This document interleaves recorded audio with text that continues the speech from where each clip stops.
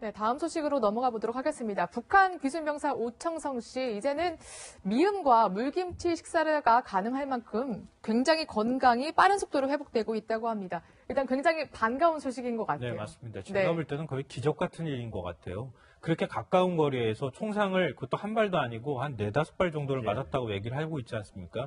더군다나 몸속에서는 이 탄두가 하나만 발견이 됐고 나머지는 거의 관통상이었던 것 같거든요. 그 정도 상황이었는데 이렇게까지 회복했다고 하는 것은 거의 기적이라고 볼 수 있고요. 그러니까 일반실로 이 중환자실에서 일반실로 내려보냈다고 하는 것 자체가 이미 병사가 많이 회복되고 있다고 하는 증거일 것 같고, 특히나 이제 우리가 병원에서 환자 치료할 때 중환자실에 가족이나 아니면은 친지가 있었던 분들, 그런 경험을 해보신 분들은 아시겠지만 일단 사람이 뭘 먹기 시작한다는 의미는 그렇죠. 상당히 많이 회복되고 있다고 하는 네. 아주 중요한 증거거든요. 그렇죠. 예. 그러니까 지금 이제 미음도 먹고 그다음에 뭐 두부같이 물렁물렁한 음식이라든가 또 김치 국물 같은 것도 먹고 있다고 하는 얘기가 들릴 정도면은, 이 정도면은 이제 많이 회복돼 가고 있다, 이렇게 희망을 우리가 가져도 될 것 같다는 생각이 듭니다. 네. 자, 아주대병원 관계자가 이렇게 증언을 했습니다. 들어보시겠습니다. 지금은 말씀드린 단계라가지고 거의 죽으려고 생각한 정도고, 그 단계 지나면 이해가 되고 그냥 죽까지나. 네. 근데 이제 치료비가 만만치 않더라고요. 지금 뭐 추산되는 것만 한 1억 정도 넘는 걸로 알고 있는데, 이거 치료비는 누가 내니까? 그거는 이 병사가 어느 정도 알고 있느냐에 따라서 결론이 좀 바뀔 것 같아요. 1차적으로는 이제 무언가 북한의 고위급 정보, 그러니까 기밀이라고 해당할 수 있는 정보까지 알고 있다면 신병을 이제 국정원이 관리를 하게 되고요. 그럼 이제 국정원이 관련된 치료비를 이제 제공을 하는 거고, 그리고 이제 그 정도의 군사기밀 정도는 알고 있지 않은 그냥 일반 귀순병으로 처리가 된다면 통일부에서 이제 치료비를 내게 되는데, 이제 곧 이제 이 아주대병원에서 이제 국군병원으로 이송이 될 거고요. 그 전까지는 어쨌건 신병 안전을 철저하게 해야 되기 때문에 일반 병실 특실에 있지만 그 앞에 24시간 내 철통 보안 조치를 취하고 있는 그런 상황입니다. 아직은 이제 국정원 그 직원이 신문은 하지 않고 네, 그렇죠. 있다고 하죠. 아직 100% 회복이 되지 않은 상태니까. 그래서 제가 아까 가정적으로 많이 알고 있다면 네. 이제 그렇게 해서 치료비 주체가 바뀔 수 있다는 겁니다. 그렇군요. 자, 일단 오 씨는 건강을 회복하고 있지만 북한은 발등에 불이 떨어진 것 같습니다. 물론 지금 그 남한을 향해서 노동신문 등을 통해서 우리 병사 돌려내라 이렇게 밝히고 있지는 않습니다만 여러 가지 조치를 취하고 있는데 도랑을 하나 팠다고 하죠. 네, 그러니까 북측 병사가 이제 우리 그 경계 너머까지 남측으로 뛰어왔다가 막 되돌아서 도망 들어가는 그런 모습을 보셨을 텐데, 그게 바로 이제 분계선입니다. 남북 간에. 그러니까 그 선 있는 곳에다가 지금 도랑을 파고 있는 겁니다. 거기에 있는 차 장소가 바퀴가 걸렸던데 바로 앞에다가 이 JSA 중립국 감독이 회의실인데요. 그 회의실 옆쪽으로 해서 도랑을 깊숙하게 한 1m 정도짜리를 파고 있다고 하는데. 1m요? 네. 굉장히 깊네요. 그러니까 지금 병사들이 거기서 뛰어넘어갈 정도가 못 되면은 결국 그 도랑을 들어갔다가 다시 나와야지만 이 남측으로 넘어올 수 있는 상황이 되는 거니까 앞으로 다시는 이런 일이 발생하지 않도록 하겠다고 하는 의지를 보여주는 것 같고요. 또 72시간 다리에 있는데도 통문을 설치해서, 통문이라고 하면은 이번에 이제 집차가 그대로 통과하는 과정들을 다 영상으로 보시지 않았습니까? 근데 그대로 통과하지 못하고 거기서 일단은 차가 멈춰서서 그 관문을 통과하고 난 다음에 할 수 있도록 아예 차량 자체가 그냥 통과되지 못할 수 있도록 하는 그런 이제 문을 설치하는 작업을 지금 또 하고 있다고 합니다. 근데 북측에서 이렇게 예민하게 반응하는 이유는 제가 볼 때 크게 두 가지 이유인데요. 첫째로는 북한 입장에서 보면은 전 세계적인 망신을 당하거나 다름이 없는 거예요.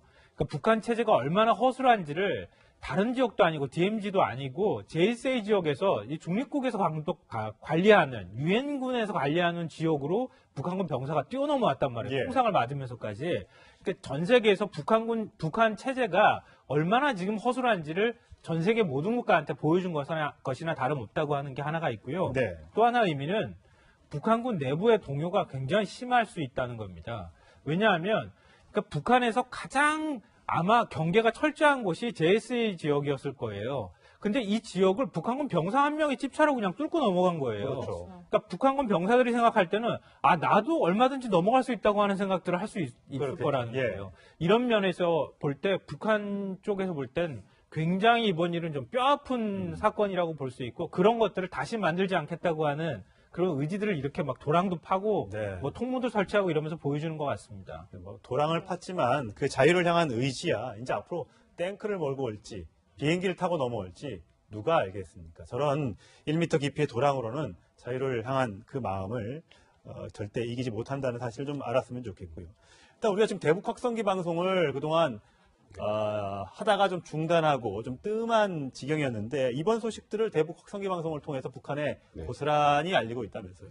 사실 이건 굉장히 우리나라 입장에서 보면 또 좋은 호재이기도 하죠. 그 JSA를 통해서 일단 넘어오는 과정에서 북한 측에서 총을 쏘는 과정까지 다 보여준 상황에서도 넘어와서 결국 생명을 건지지 않았습니까? 예. 그 과정을 알려주면서 뭐 사실 자유대한민국으로 넘어오는 게 좋다는 취지의 방송을 한다면 북한 내부도 충분히 동요될 가능성이 있고요.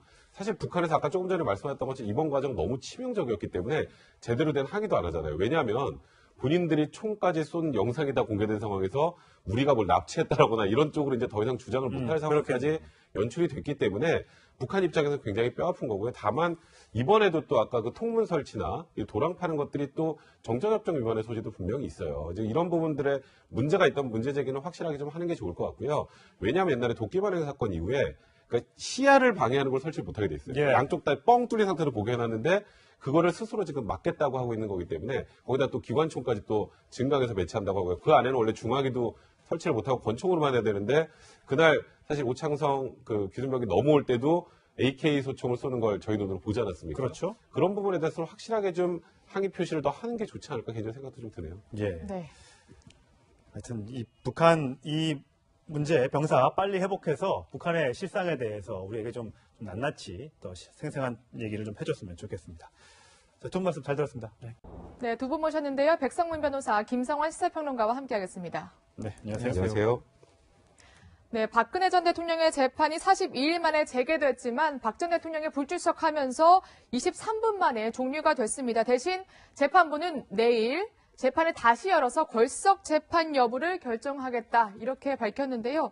일단 내일도 분명히 박 전 대통령이 안 나올 게 자명한데 오늘 바로 걸석 재판을 정해버리지 않고 이렇게 내일로 한 번 더 미룬 거는 뭐라고 봐야 될까요? 사실 저는 내일도 바로 진행을 할지에 대해서 좀 의문을 가지고 있는데요. 이제 재판부 입장에서 굉장히 부담스러운 게 있어요. 네. 걸석 재판이라는 건 말 그대로 피고인이 없어져서 하는 게 걸석 재판인데 피고인이 지금 엄연히 지금 서울구치소에 있고요. 네. 있는 상황에서 피고인이 없는 상태로 재판을 하게 되면 네. 향후에 또 이제 불공정성에 대한 우려들이 제기가 될 거란 말이에요. 네. 그렇기 때문에 일단 오늘 이제 40일 만에 열렸지만 오늘 바로 걸석 재판을 진행하기는 분명히 무리가 있다라고 저도 생각을 했었는데 지금 예상했던 것처럼 23분 만에 이제 오늘 재판을 마쳤죠. 네. 한 번이나 두 번 정도 소환 요구를 하고 이제 박근혜 전 대통령이 정말 출석하지 않을 것이다라는 게 명확해지는 상황 정도가 되면 이제 쉽게 말해서 사회적으로 정당성을 확보하는 거예요. 그러면 이 정도 되면 피고인이 없는 상태에서 국선 변호인 5명만 가지고 재판을 진행해도 된다. 그럴 수밖에 없다. 이런 정도의 정당성 확보 차원에서 일단 오늘은 걸석 재판을 진행하지 않았고요. 원래 오늘 이미경 그 부회장이 과거에 이제 뭐 변호인 등 네. 정부 비판적인 영화를 만들어서 경영일선에서 퇴진시켰다라는 의혹과 관련해서 이제 우리 송경식 회장하고 조원동 전 경제수석을 증인신문하기로 했었는데 네. 그것도 일단 다 미뤄진 상황이라고 보시면 될 것 같습니다. 예. 지금 일단 팩스로 불출석 사유서를 제출을 했다고 합니다. 그 내용이 이제 건강상의 이유인데 내용은 이렇습니다. 피고인이 거동이 곤란할 정도의 신병으로 출석할 수 없는 사유, 허리 통증으로 경과를 관찰하고 있고 무릎에 부종이 있는데 처방받아서 약 먹고 있고 그래서 하루에 운동을 30분 정도 바깥에 나가서 하는 운동으로 좀 회복 중이다 이렇게 얘기를 하고 있는데 불출석할 정도의 건강 상태는 아닌 것으로 현재 뭐 병원에서 진단서도 떼보고 하면 그런데 그럼 이건 또 하나의 또 핑계가 되지 않을까 생각이 좀 들고요. 그러니까 뭐 다 아시다시피 박근혜 전 대통령이 이미 이 재판 보이콧을 하겠다고 하는 의사를 표명하지 않았습니까? 앞으로 재판에 나오지 않을 것이라고 하는 생각들을 우리가 다 했었는데요. 다시 한번 이번에 확인을 해줬다 이렇게 봐야 될 것 같습니다.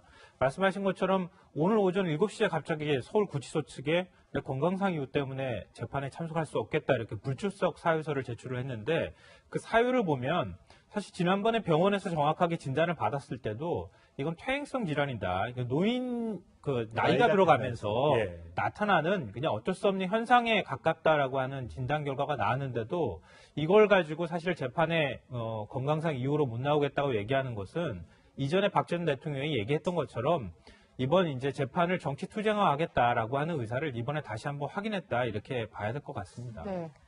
네, 지금 속보에 보면 서울구치소가 법원에 강제 인치 불가 보고서를 냈다고 돼 있는데 이게 굉장히 어려운 말이거든요, 변호사님. 그래서 이게 어떤 말인가요? 쉽게 말해서 강제로 재판정에 데려오는 건 안 된다라는 보고서죠.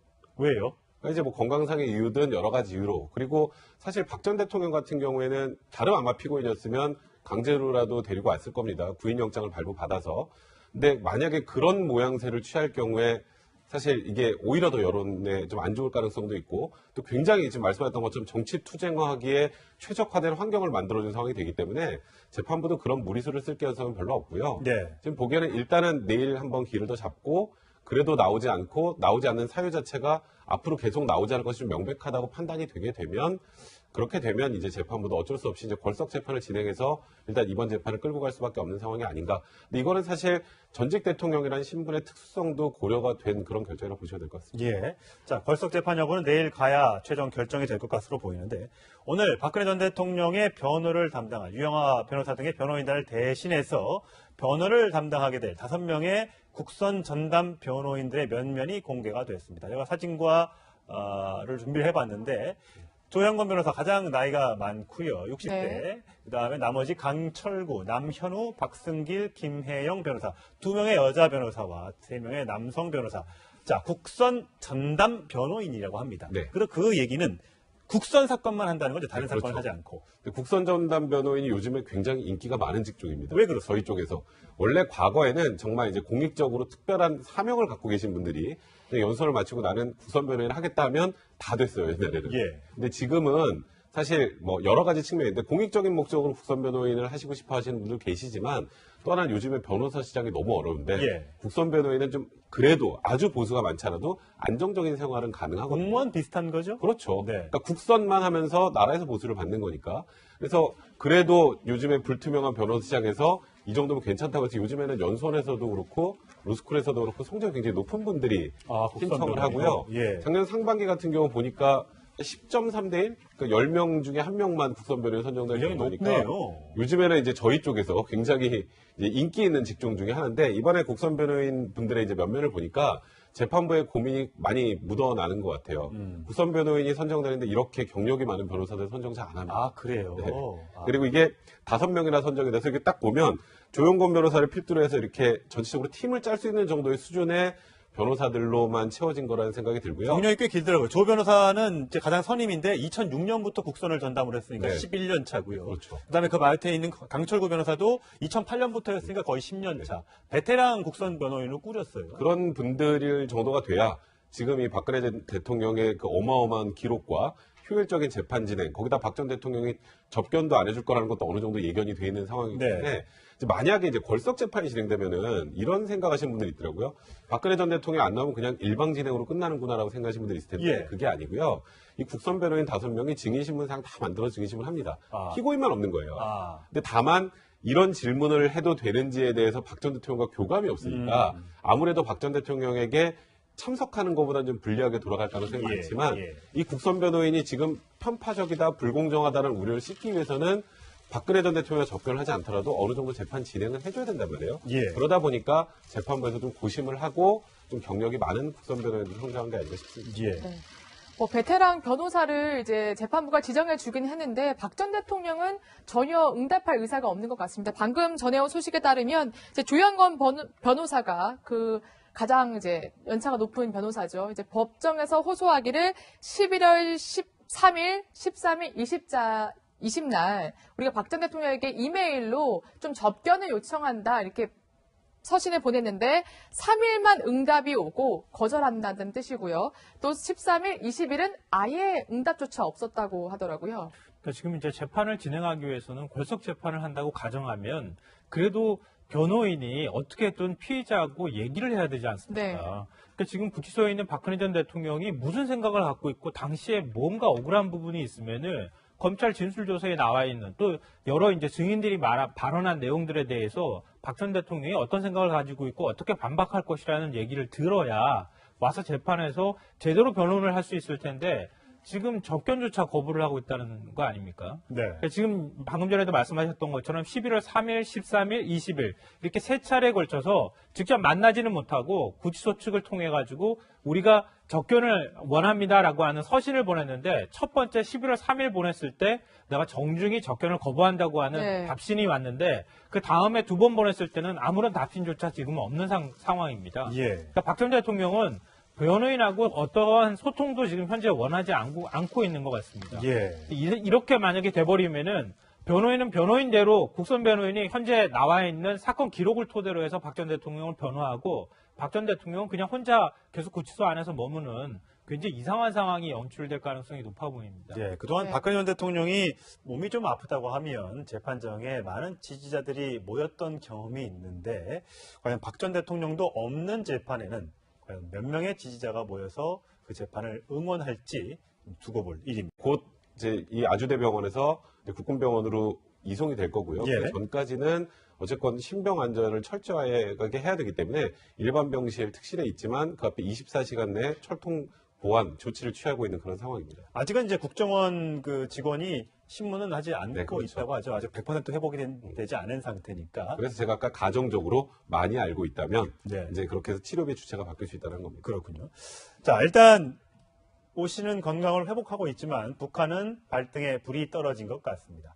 물론 지금 그 남한을 향해서 노동신문 등을 통해서 우리 병사 돌려내라 이렇게 밝히고 있지는 않습니다만 여러 가지 조치를 취하고 있는. 특히나 이제 우리가 병원에서 환자 치료할 때 중환자실에 가족이나 아니면은 친지가 있었던 분들 그런 경험을 해보신 분들은 아시겠지만 일단 사람이 뭘 먹기 시작한다는 의미는 그렇죠. 상당히 많이 회복되고 그렇습니다. 있다고 하는 네. 아주 중요한 증거거든요. 그렇죠. 예. 그러니까 지금 이제 미음도 먹고 그다음에 뭐 두부같이 물렁물렁한 음식이라든가 또 김치 국물 같은 것도 먹고 예. 있다고 하는 얘기가 들릴 정도면은 이 정도면은 이제 많이 회복돼 가고 있다 이렇게 희망을 우리가 가져도 될 것 같다는 생각이 예. 듭니다. 네. 자, 아주대병원 관계자가 이렇게 증언을 했습니다. 들어보시겠습니다.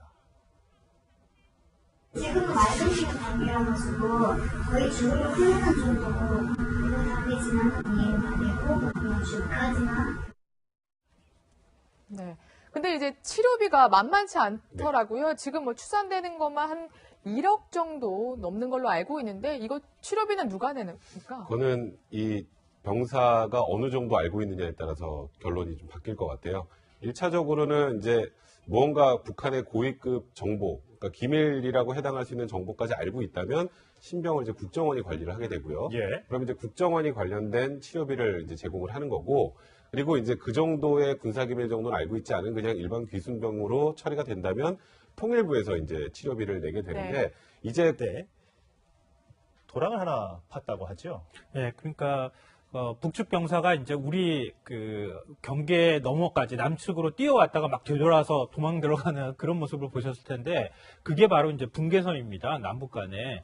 그러니까 그 선 있는 곳에다가 지금 도랑을 파고 있는 겁니다. 거기 있는 차 바퀴가 장소가 걸렸던데 바로 앞에다가 예. 네. 이 JSA 중립국 감독이 회의실인데요. 그 회의실 옆쪽으로 해서 도랑을 깊숙하게 한 1m 정도짜리를 파고 있다고 하는데 1m요? 네. 굉장히 깊네요. 그러니까 지금 병사들이 거기서 뛰어넘어갈 정도가 못 되면은 결국 그 도랑을 들어갔다가 다시 나와야지만 이 남측으로 넘어올 수 있는 상황이 되는 거니까 앞으로 다시 네, 다음 소식으로 넘어가 보도록 하겠습니다. 북한 귀순병사 오청성 씨, 이제는 미음과 물김치 식사가 가능할 만큼 굉장히 건강이 빠른 속도로 회복되고 있다고 합니다. 일단 굉장히 반가운 소식인 것 같아요. 네, 맞습니다. 제가 네. 볼 때는 거의 기적 같은 일인 것 같아요. 그렇게 가까운 거리에서 총상을 그것도 한 발도 아니고 한 4-5발 정도를 예. 맞았다고 얘기를 하고 있지 않습니까? 더군다나 몸속에서는 이 탄두가 하나만 발견이 됐고 나머지는 거의 관통, 관통상이었던 것 같거든요. 그 정도 상황이었는데 이렇게까지 회복했다고 하는 것은 거의 기적이라고 볼 수 있고요. 그러니까 일반실로 이 중환자실에서 일반실로 내려보냈다고 하는 것 자체가 이미 병사가 많이 회복되고 있다고 하는 증거일 것 같고